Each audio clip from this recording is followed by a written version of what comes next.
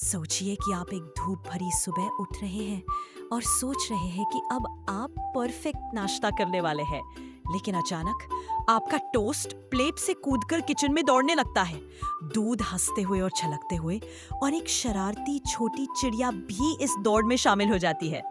क्या हमारी चालाक सफेद बिल्ली अपने नाश्ते को पकड़ पाएगी इससे पहले कि वह बगीचे की हलचल में गायब हो जाए? आइए देखते हैं।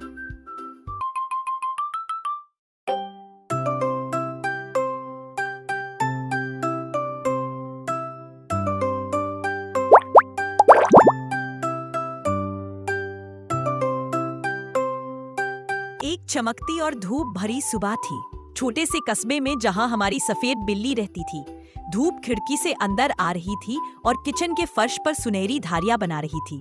सफेद बिल्ली ने अपने पंजे फैलाए, लंबी आह भरी और फिर खुशी से अपनी पूंछ हिलाई।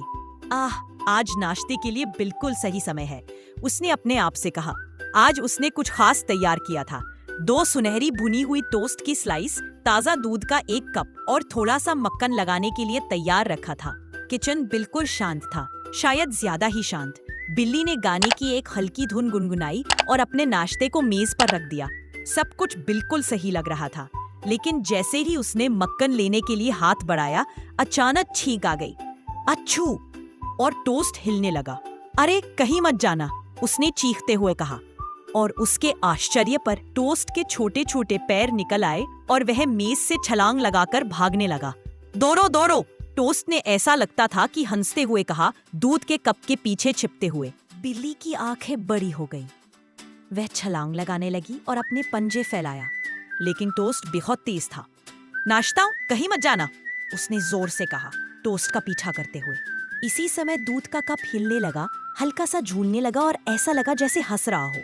अभी मुझे मत पियो, हम खाए जाने से तंग आ गए, दूध ने कहा और थोड़ा सा गिराकर खेलता हुआ छींटे मारे।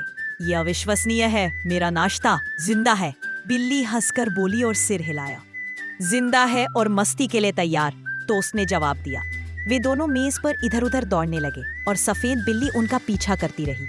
बिल्ली छलांग लगाती, मेज पर फिसलती, नुकसान की कोशिश करती, लेकिन अचानक वो दूध पर फिसल गई और नरम तौलिए में गिर गई। ओह नहीं, तुम दोनों अविश्वसनीय हो। किचन हंसी, छींटे और छोटी छोटी हरकतों से भर गया।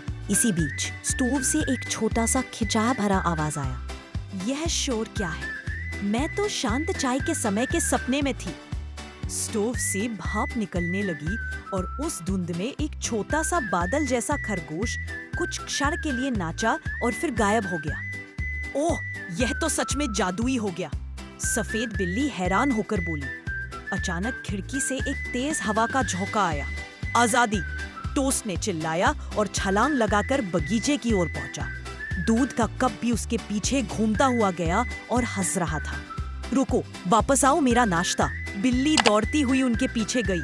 उसके लाल पैर हवा में लहरा रहे थे। वह उनके पीछे बगीचे में दौड़ी, फूलों के चारों ओर घूमी और छोटे तालाब के पास पहुंची। सब कुछ बिल्कुल हंगामा भरा, मजाक से भरपूर और सबसे मजेदार था जो उसने कभी देखा था। जब वह टोस्ट के पास पहुंची, एक शरारती छोटी चिड़िया अचानक नीचे आई। अब यह मेरा, उसने चिड़चिड़ाकर कहा और टोस्ट को चोंच में लेकर पेड़ पर चढ़ गई। नहीं, ये मेरा नाश्ता है, बिल्ली ने चीख कर कहा।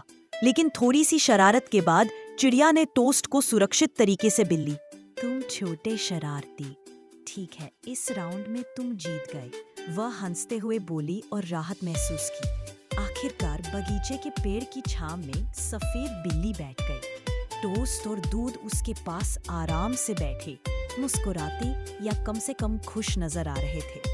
ठीक है, पहले खेल फिर नाश्ता, यही सही है, उसने कहा। दूध का 1 कप भरा और टोस्ट का 1 टुकड़ा चखा। सुबह की धूप पहले से ज्यादा चमकदार लग रही थी और हंसी नरम और सुखद वातावरण में गूंज रही थी। यह एक ऐसा नाश्ता था जिसे वह कभी नहीं भूलेगी, न केवल इसकी स्वाद के कारण, बल्कि इसमें थोड़ा सा जादू, थोड़ा सा हंगामा और बहुत सारा मजा शामिल था। जब वह साफ सुथरा होकर बगीचे छोड़ रही थी, छोटा सा स्टोव खिड़की से झांक रहा था।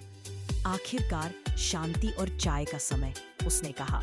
लेकिन उसी समय किचन के दराज से एक चम्मच छलांग लगाकर निकला, हल्का सा लहरा रहा था और बोला, चलो नाचते हैं। ओह नहीं, फिर से नहीं, स्टोव ने कहा और सफेद बिल्ली सिर हिलाते हुए हंसी।